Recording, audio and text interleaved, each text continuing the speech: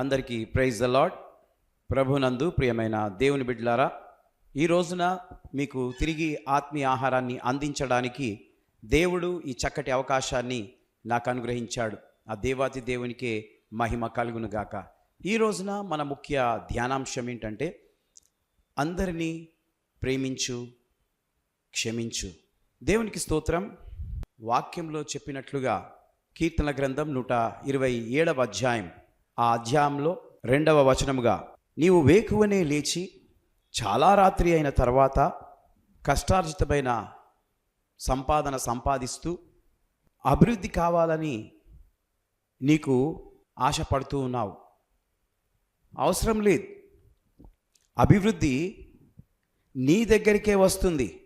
ఎందుకు అనంటే, నీవు దేవునికి ఆ విధంగా మంచి హృదయముతో జీవిస్తే ఆశీర్వాదం అనేది నీ దగ్గరికే వస్తుంది. వేకువజామున లేచి ఉదయం నుండి రాత్రి వరకు కష్టపడుతూ ఏదో సంపాదించాలా, ఏదో అయిపోవాలని నీవు అనుకుంటూ ఉన్నావు. దేవుడు తలంచుకుంటే నిన్ను ఆయన హెచ్చించగలడు. కాబట్టి దేవుని బిడ్డలారా, అభివృద్ధి నీ దగ్గరికి వస్తుంది. నీవు ఊహించవు. ఆ రీతిగా ఉన్నతమైన స్థితిలో ఆ కృపగల దేవుడు నీకు ప్రసాదిస్తాడు. నీలో సమర్పణ గొప్పది.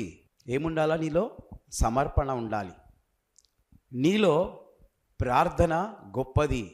ఏముండాలా? నీలో ప్రార్థన ఉండాలి. దయచేసి నీవు ప్రేమించాలని మళ్ళీ చెప్తూ ఉన్నాను. నీవు కూడా అందరినీ ప్రేమించు, క్షమించు. దయచేసి ఎవరైనా క్షమించకపోతే నీవు క్షమించు. తగ్గింపు కలిగి ఉండు. ఎలా ఉండాలి?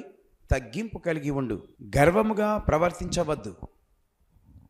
నిన్ను ఎవరైనా ఏమైనా అంటే నీవు గర్వంగా ప్రవర్తించవద్దు. నీవు ఎంత గర్వంగా ప్రవర్తిస్తే అంత అట్టడుగున దిగజారిపోతావు. నీకే తెలియదు. ఎవడు నిన్ను పైకి లేవనెత్తలేడు. తగ్గింపు కలిగి ఉండు, వినయము కలిగి ఉండు. అందరికీ లోబడి జీవించు. దేవునికి లోబడు, పెద్దలకు లోబడు. అమ్మాయిలు ఎవరైనా కనిపిస్తే నీకు ఎదురుగా ప్రైజ్ ద లార్డ్ అని చెప్పు. బ్రదర్స్ ఎవరైనా కనిపిస్తే ప్రైజ్ ద లార్డ్ అని చెప్పు. తప్పేమీ లేదు. వాళ్ళు ఎవరో కాదు, నీవు అనుకోవాలి, నా బ్రదర్, నా సిస్టర్. తమ్ముడు ఎవరైనా కనిపిస్తే, తమ్ముడు బాగున్నావా అని అను. అంకుల్ కనిపిస్తే, అంకుల్ బాగున్నారా అని మందలించు. వాళ్ళు నీకు ప్రైజ్ ద లార్డ్ చెప్పకపోయినా నీవు వాళ్ళకు ప్రైజ్ ద లార్డ్ చెప్పు. చెప్పినంత మాత్రాన నీ ఆస్తి ఏమి తరిగిపోదు, నీ గౌరవం ఏమి తక్కువ కాదు, ఇంకెక్కువనే అవుతుంది. అంటే నిన్ను నీవు తగ్గించుకోవాలని ఈ మాట చెప్తూ ఉన్నాను. అందరితో కలిసి ఉండు.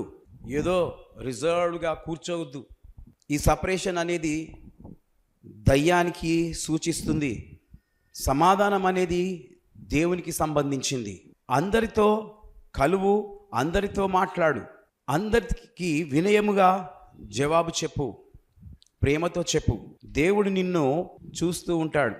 నువ్వు ఏది చేసినా, నీవు దేవుని బిడ్డవైతే నేను చెప్పే మాటలు ప్రకారం నీవు జీవించు. దేవుడు నీవు అనుకోని విధంగా నిన్ను హెచ్చిస్తాడు. ప్రియమైనటువంటి దేవుని బిడ్డలారా, వింటున్న ఈ మాటలు దేవుడు నీతో మాట్లాడుతున్నాడని గ్రహించి దేవుని మహిమపరచాలని ఈ మాటలు చెప్తూ ముగిస్తున్నాను. దేవుడు ఈ మాటలను దీవించి ఆశీర్వదించును గాక. May God bless you. Happy birthday జరుపుకుంటున్న వారందరికీ, హ్యాపీ బర్త్డే జరుపుకున్న వారికి many more happy returns of the day. దేవుడు ఈ సంవత్సరమంతా మిమ్మును దీవించును గాక. God bless you. ఈరోజు మీ వాగ్దానం యెషయా గ్రంథంలో నుండి 58వ అధ్యాయం 10వ వచనం. చీకటిలో నీ వెలుగు ప్రకాశించును. Your light will rise in the darkness. ప్రియమైనటువంటి దేవుని బిడ్డలారా, నీవు చీకటిలో నీ జీవితాన్ని గడుపుతూ ఉంటే ఈ రోజున దేవుడు నీ మీద ప్రకాశిస్తూ ఉన్నాడు. అనగా ఒక నూతన ఆయుష్ను నీకు కలుగజేస్తూ ఉన్నాడు. కాబట్టి ఆయనకు నీవు కృతజ్ఞత కలిగి జీవించాలని ఈ మాటలు నీకు తెలియజేస్తున్నాను. Happy birthday to you once again.